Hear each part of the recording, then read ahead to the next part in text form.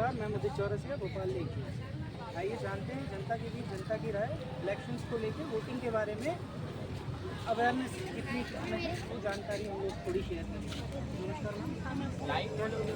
शिखा शर्मा। कहाँ से हैं आप? अमरावती महाराष्ट्र। मैम आप वोट डालते हैं? जी। आज तक कितने वोट डाले हैं? मैंने 3 बार डाला है। और आप जिस भी प्रत्याशी को वोट डालते हैं उस प्रत्याशी को सिलेक्ट किस आधार पे करते हैं वोट डालने के लिए? रिव्यूज़ के ऊपर, काम के ऊपर, जो तो ये काम और रिव्यूज़ आप कैसे सर्च करते हैं? जो नेशन में हो रहा है, जो चीज़ में मुझे सहूलियत मिल गई है, जैसे अगर मुझे कहीं जाना है, कहीं आउट ऑफ स्टेट जाना है, कोई जगह पे जाना है, अगर वहाँ के रास्ते ठीक नहीं है, वो गवर्नमेंट वो रास्ता ठीक करके हम जो जनप्रतिनिधि होते हैं प्राथमिकता है सड़क बिजली पानी पहला ये आपका राइट ही है, आपने उसको बिठाया है इसमें। हमने इसके अलावा आपको मुद्दे बताता हूँ जिनको आप थोड़ा नोटिस करें। जुडिशियल सिस्टम के अंदर में बहुत सारी धाराएं हैं जिनमें चेंजेस की आवश्यकता है। जुडिशियल सिस्टम में रिश्वतखोरी है भरपूर। केसेस के अंदर में ना समय सीमा नहीं है, निर्धारण नहीं है। लोगों की जिंदगी 20-20 साल केस में जाते जाते निकल गई है। आज के इतनी बड़ी लाइफ है मैंने किसी के पास। तो ये सबसे पहले ये भी चीज़ सब ऑनलाइन होनी चाहिए और कहाँ पे अपना केस जा रहा है, कहाँ पे इसका क्या स्टेटस है, ये भी पता चलना चाहिए। वो तो होता है, पता चल जाता है। और एक गवर्नमेंट ने एक लिमिट डिसाइड करना चाहिए कि ये तारीख से ये साल तक के तुम्हारा केस हो जाएगा। विदिन 1 और 2 ईयर्स कोई भी केस सॉल्व हो जाना चाहिए अदर देन क्रिमिनल केस।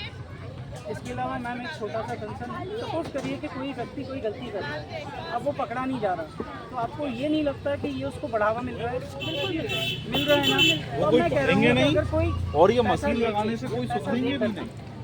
किसी के ऊपर झूठा प्रकरण दर्ज कर देता है पैसा कमाने के लिए, सामने वाला तो सजा में चला गया अंदर। अगर कल को 2 से 5 साल के बाद उसको पता चलता है कि वो निर्दोष है, कोर्ट ने उसको निर्दोष डिक्लेयर कर दिया, इसका 5 साल का समय चला गया।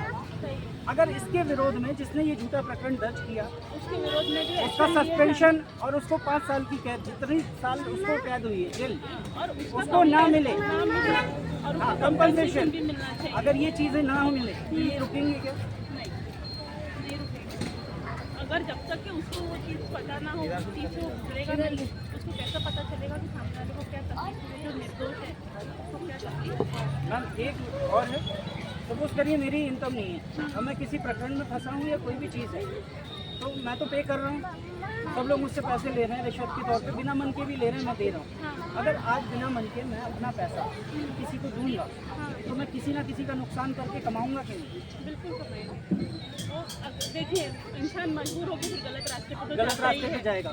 तो जिसकी सैलरी मिल रही है, जिसकी सैलरी मिल रही है उसका पेट नहीं भर रहा है, लेकिन जिसके पास इनकम नहीं है वो यहाँ चुकाने के लिए बैठा हुआ है, उसको देना ही देना है। तो अगर वो देगा तो वो किसी ना किसी से गलत तरीके से क्या करेगा, रिकवरी करेगा। इसलिए ही क्राइम बढ़ता है ऑब्वियसली। पॉलिटिशियंस किसको रखते हैं काम करने के लिए? सबको पता है कि गलत काम करने के लिए हाँ सरकार पर बोल नहीं पाता। बोलता कोई नहीं है। तो पब्लिक के पास में ऐसे कौन से विकल्प हैं कि किसी परिस्थिति में पड़ने के बाद वो उनका दरवाज़ा खटखटा पाए? सपोज करिए कि यहाँ पर पब्लिक पुलिस के पास जाने से पहले पुलिस से ही डर जाती है। मुझे शिकायत करनी है लेकिन मैं अपने एविडेंस लेके हिम्मत ही नहीं कर पा रहा हूँ कि मैं एविडेंस थाने में दे दूँ।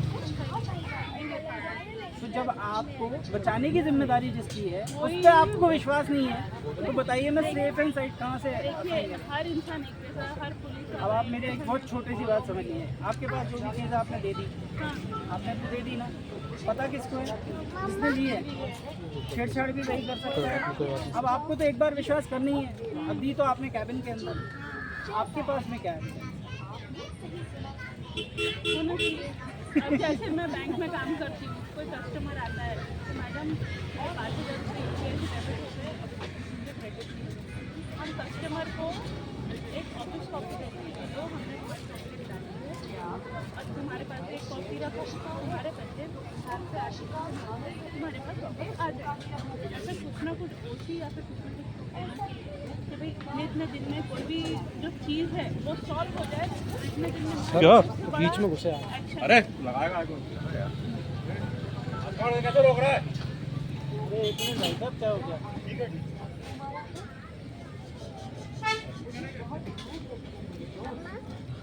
कंटिन्यू आ करो। जाओ, परमिशन देख लो। अरे भैया कंटिन्यू करो। तमीज़ तो उनमें भी नहीं थी।